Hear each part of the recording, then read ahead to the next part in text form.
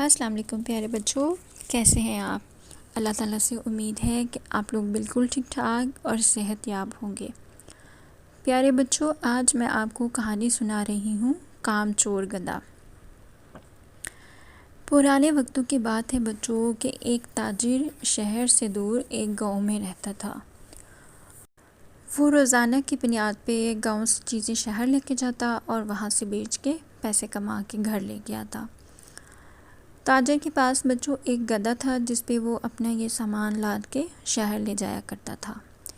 ताजर एक अच्छा इंसान था और वो अपने गधे का बड़ा ख्याल रखता था। वो गधे के आराम का भी ख्याल रखता, उसे अच्छा चारा देता और ज़्यादा मिक़दार में देता और हर तरह से उसकी देखभाल करता। जो है वो रोज़ाना कुछ डिफरेंट चीज़ जो है वो मार्केट में लेके जाता था। कभी वो कपास लेके जाता, कभी वो नमक लेके जाता, कभी फल और कभी सब्जियां। मार्केट की डिमांड के हिसाब से वो लेके जाया करता था। एक दिन ताजर नमक लेके गया तो बच्चों उसका नमक अच्छे दामों में फ़रोख्त हो गया। उसने कहा कि ठीक है, अगर नमक ज़्यादा फ़रोख्त होता है तो मैं कल से नमक लेके आया करूँगा। तो बच्चों उसने यही किया। अगले दिन उसने जो है वो गधे पे नमक की बोरियां लाद दी। अब जब उसने नमक की बोरियां ला दी तो वो चूँकि वज़नी है और गधा उसका जो था वो कामचोर था, वो ज़्यादा काम करना पसंद नहीं करता था।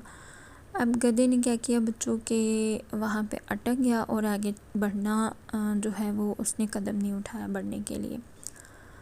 ताजुर को एहसास हुआ, हो मैंने तो शायद ज़्यादा वज़न रख दिया गधे के ऊपर, ये उठा नहीं पा रहा, मैं थोड़ा सा कम कर देता हूँ। उसने बच्चों एक नमक की बोरी उतार के साइड पे रख दी। अब 3 पीछे बच गई। गधा जो है वो फिर भी पैर ना आगे उठाए।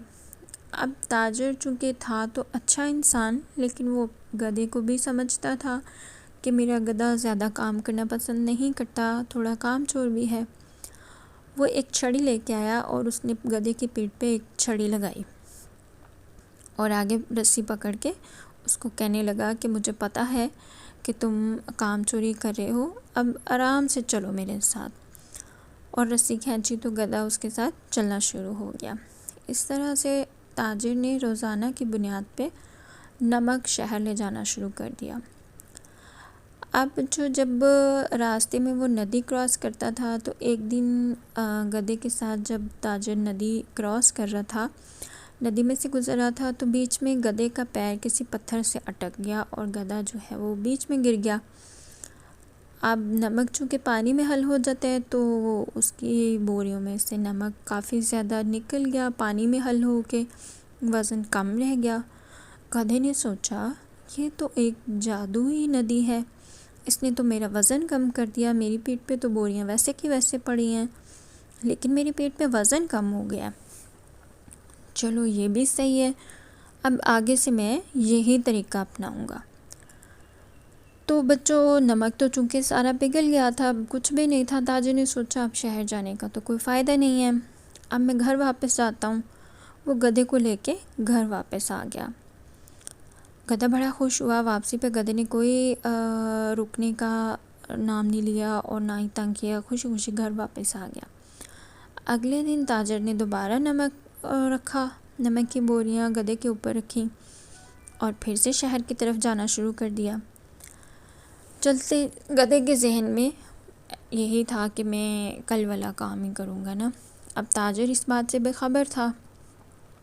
जब बच्चों ताजर उसको लेके नदी के पास पहुँचा तो गधे ने ताजर से पहले ही नदी में चलना शुरू कर दिया और थोड़ा सा आगे होके वैसे ही जिस जगह पे कल गिरा था उसी जगह पे वो दोबारा गिर गया। और फिर वही हुआ कि नमक सारा जो था वो पानी में बह गया और ख़ाली बोरियां गधे की पीठ पे रह गई। गधा बड़ा खुश हुआ, अरे वाह, ये तो जादुई नदी है, इसने तो आज फिर मेरा काम आसान कर दिया, मैं तो रोज़ ही ऐसा करूँगा। अब ताजिर ने जो दिखा तो ताजिर को शक हुआ कि ये रोज़ यहाँ पे ही कैसे गिर सकता है। ताजिर ने वहाँ से गधे को लिया, क्योंकि नमक नहीं था। उसने सोचा अब शहर नहीं जाना, वापस चलते हैं। वापस चला गया। वापस आके उसने गधे को बांध दिया और अपने काम में मसरूफ़ हो गया।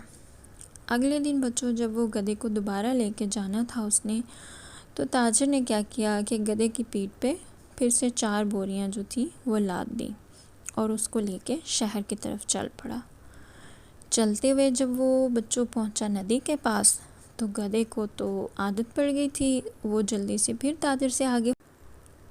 ताजर से आगे होके वो नदी में चलने लगा। जब नदी में चलने लगा, थोड़ा सा आगे हुआ, पैर फिसल गया उसका, जानबूझ के फिसला लिया उसने। गिरा तो उसको बच्चों जो वज़न था वो पहले से भी ज़्यादा महसूस होने लगा। गधा बड़ा हैरान हुआ कि मैं तो रोज़ ये काम करता हूँ और पहले तो मेरा वज़न कम हो जाता था, आज मेरा वज़न क्यों ज़्यादा महसूस हो रहा है।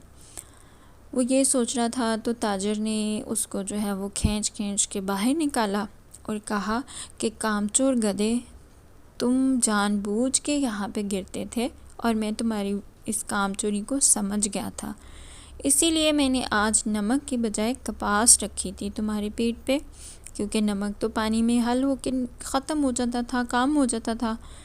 लेकिन अब सज़ा के तौर पे कपास का वज़न पानी जज़ब करके ज़्यादा हो गया, तो अब तुम्हें इसी को उठा के घर वापस जाना होगा, क्योंकि बच्चों वो गीले कपास अब मार्केट में फ़रोख्त नहीं कर सकता था, बाज़ार नहीं लेके जाने का कोई फ़ायदा था, तो इसलिए वो गधे को लेके घर वापस आ गया और गधे को भी अपनी काहली की सज़ा मिल गई।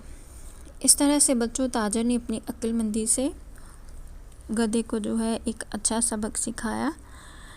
इसमें बच्चों हमें ये सबक मिलता है कि अपनी ज़िम्मेदारी से कभी नहीं भागना चाहिए, हमेशा अपनी ज़िम्मेदारी को ईमानदारी से सारा अंजाम देना चाहिए। काहली और सुस्ती का कोई फ़ायदा नहीं होता, उससे इंसान को ज़िल्लत उठानी पड़ती है। थैंक यू सो मच बच्चों, आप मेरी कहानियों को पसंद करें। अगर आपको ये कहानी पसंद आई हो तो इसको लाइक करें, शेयर करें और मेरे चैनल को सब्सक्राइब करें। अपना बहुत सारा ख्याल रखिएगा और अपने घर वालों का भी। अल्लाह हाफ़िज़।